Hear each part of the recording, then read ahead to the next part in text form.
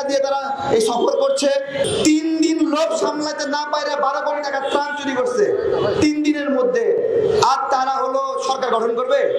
স্বর্ণের অলংকার গুলো কোথায় বিক্রি করা হয়েছে সেই বিক্রির রসিদ আমরা ভাউচার দেখতে চাই।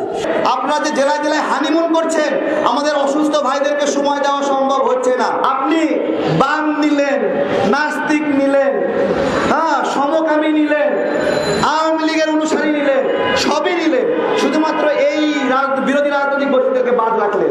খুলনায় আমাদের একজন ভাই, তাকে পিটায় আধামরা করছে খুলনা বিশ্ববিদ্যালয়ের ছাত্র। সে প্রশ্ন করেছে শুধু যে এই যে তোমরা সফর করছো, এই সফরের টাকা তোমাদেরকে কে দিচ্ছে? দেখেন, আপনাদের মনে সন্দেহ আসছে কিনা যে ত্রাণ চুরির টাকা দিয়ে তারা এই সফর করছে? নোয়াখালী, ফেনী, লক্ষ্মীপুরের ত্রাণ সংগ্রহের ত্রাণ চুরি করে ওরা বাইচে গেছে। কিভাবে বাইচে গেছে? আবারও উত্তরবঙ্গে বন্যা হয়েছে, এখন নতুন করে বলছে যাক ভালো হয়েছে, উত্তরবঙ্গে এই টাকাটা ব্যয় করা যাবে। উত্তরবঙ্গে টাকাটা তো ব্যয় করবা, কিন্তু ব্যাংক স্টেটমেন্টটা দেখাও, ওই ব্যাংক স্টেটমেন্ট টাকাগুলো কই? একটা বিষয় গেল। 2 নম্বর বিষয়, আমাদের মায়েরা বোনেরা কানের দুল খুলাই দিয়েছিল, নাক ফুল খুলে দিয়েছিল, হাতের চুড়ি খুলাই দিয়েছিল ত্রাণের জন্য। এই নাক ফুলগুলো, এই স্বর্ণ অলংকার গুলো কোন জায়গায় বিক্রি করেছো সেই বিক্রির রসিদ গুলো দাও। 2 নম্বর, অনলাইনে আসা টাকাগুলো তোমরা ব্যাংকে ঢুকছে বুঝলাম, অফলাইনে আসা টাকাগুলো কি ব্যাংকে রাখছো সেই ব্যাংকের রসিদ গুলো, এই সমস্ত বিষয়গুলো দিতে হবে। শুধুমাত্র বলবা সংখ্যা এত এত এত, এইটা আমরা বিশ্বাস করতে রাজি না।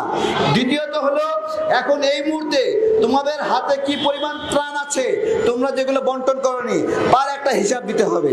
3 নম্বর হলো যেটা বললাম, স্বর্ণের অলংকার গুলো কোথায় বিক্রি করা হয়েছে সেই বিক্রির রসিদ আমরা ভাউচার দেখতে চাই। কারণ একটা মা যে আবেগ থেকে হাতের চুড়ি খুলে দিছে, ওই হাতের আবেগের চুড়ি তুমি কি দিয়ে সামলাবা? একটা ছোট বাচ্চা, স্কুলের বাচ্চা, ছোট একটা ব্যাগ নিয়ে গেছে, ব্যাগটা নিয়ে গিয়ে তোমার হাতে তুলে দিচ্ছে টিফিনের টাকা, সেটা তুমি কি দিয়ে করবা? এগুলো এই সমন্বয়কদের রাজনৈতিক অভিলাষ। অনেকে বলবে, এখন বলছে আমাদের রাজনৈতিক দল খোলার কোনো চিন্তা ভাবনা নাই। আমি একটা উপদেষ্টাকে মেসেজ করেছিলাম যে আমরা রান্না করা খাবার দিচ্ছি, আমাদেরকে কয়েক বস্তা চাল দেন। উপদেষ্টা শর্ত দিয়েছে কি জানেন? যে আমরাই একটা রাজনৈতিক দল করব, আপনি কি আমাদের সঙ্গে যোগ দিবেন? তাহলে আমি আপনাদেরকে চাল দিব। এই যে আমি আপনাদেরকে দেখাচ্ছি মেসেজটা, ঠিক আছে?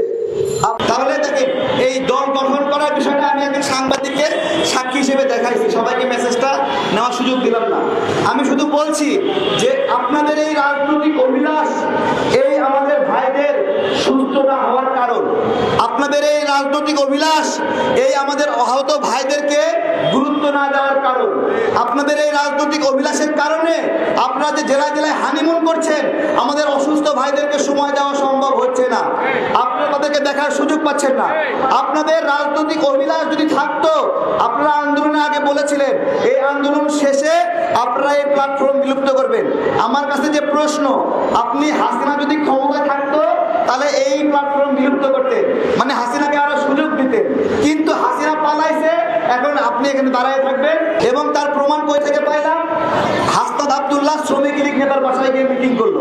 তার মানে শ্রমিক লীগ নেতা তার জন্য নিরাপদ, এবং শ্রমিক লীগ নেতাও হাসনাত আব্দুল্লাহকে নিরাপদ বন্ধু মনে করে। এরা যে পা হারাইলো, হাত হারাইলো, ঠিক আছে? এরা এরা এরা যখন না খেয়ে থাকবে, এই অসুস্থ মানুষগুলো যখন কোনো কর্মসংস্থান পাবে না, তখন আপনাকে কি বলে গালি দিবে জানেন? হ্যাঁ, ড্যাশ ড্যাশ ড্যাশ। কি দিবে না গালি? দিবে না? আপনি বাম নিলেন, নাস্তিক নিলেন, সমকামী নিলেন, আওয়ামী লীগের অনুসারী নিলেন, সবই নিলেন, শুধুমাত্র এই বিরোধী রাজনৈতিক বৈশিষ্ট্যকে বাদ রাখলেন। আমরা তো ডক্টর ইউনূস স্যারকে ভালোবাসতে চাই, এই কাজটা কেন করলেন? আমাদের প্রশ্ন। এগুলোর কারণে আমরা বারবার বলছি আমাদের বিপ্লবটা চুরি হয়ে গেছে, এবং এরা এখন ভারতের এজেন্ডা নিয়ে কাজ করছে।